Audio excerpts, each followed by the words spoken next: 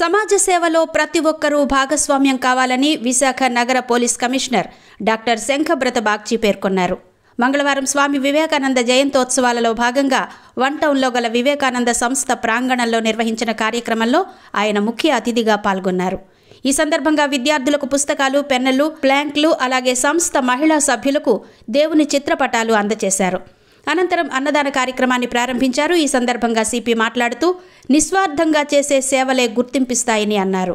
పేద, బడుగు, బలహీన వర్గాలకు చెందిన ప్రజలకు చేదోడు వాదోడుగా నిస్వార్థ సేవలు అందించడం ఎంతో గొప్ప విషయమని కొనియాడారు. విశాఖను నేరరహిత నగరంగా తీర్చిదిద్దడానికి పోలీస్ సిబ్బందితో కలిసి పనిచేస్తున్నానని చెప్పారు. ఈ కార్యక్రమానికి ప్రజలు మమేకం కావాలన్నారు.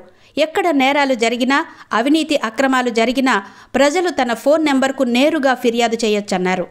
లీడర్ దినపత్రిక సంపాదకులు, రైటర్స్ అకాడమీ చైర్మన్ వివి రమణమూర్తి మాట్లాడుతూ వివేకానంద స్వచ్ఛంద సంస్థ నిస్వార్థంగా చేపడుతున్న సేవా కార్యక్రమాలను కొనియాడారు. ఈ సంస్థ నిర్వహిస్తున్న ప్రతి కార్యక్రమంలో తాను భాగస్వామ్యం కావడం సంతోషంగా ఉందన్నారు.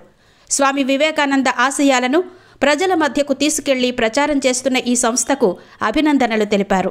ఆకలితో ఉన్న పేదలకు ఎంతో రుచికరమైన నాణ్యతతో కూడిన 13 రకాల భోజనాలు అందిస్తూ వారి ఆకలిని తీరుస్తూ సమాజ నిస్వార్థ సేవలు అందిస్తున్నారని వెల్లడించారు.